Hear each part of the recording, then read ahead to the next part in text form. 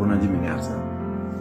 Eu în fiecare dimineață am un timp în care citesc, îmi beau cafeaua, meditez și azi dimineață, sigur că am avut din nou o meditație. Am citit despre o cioară neagră care a intrat într-un restaurant și a văzut undeva într-un colț o cioară albă. Atunci ea s-a apropiat de chelner și a strigat: chelnere, te rog să servești toată masa, pe toți mesenii, în afară de acea cioară albă.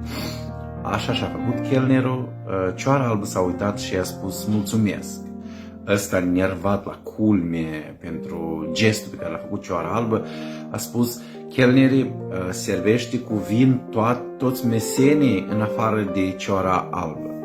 Cioara albă din nou s-a uitat, i-a zâmbit și a spus mulțumesc. Atunci cioara neagră s-a uitat la chelner și a spus: cioara asta e nebună? Din răspunde așa. La care chelnerul a spus: nu, este patronul acestui restaurant.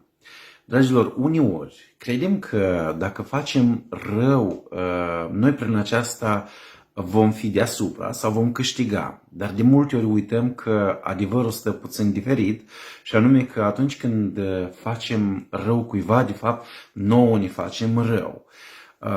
Când vrem să ne răzbunăm pe cineva, de fapt, noi ne răzbunăm pe noi.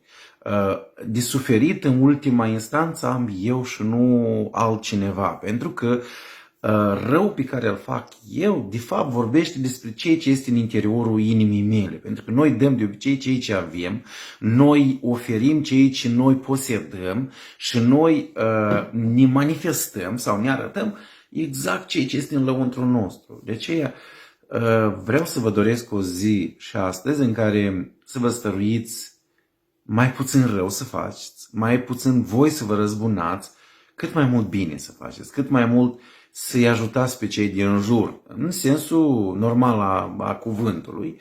Și vă doresc o zi cât mai reușită astăzi să aveți. Și să știți că nimeni niciodată n-a avut de pierdut atunci când a făcut bine și nimeni niciodată nu a îmbătrânit pentru că a făcut bine și nimeni nu i s-a făcut rău pentru că a făcut bine invers. Când a făcut rău, i s-a întâmplat mai multe rele.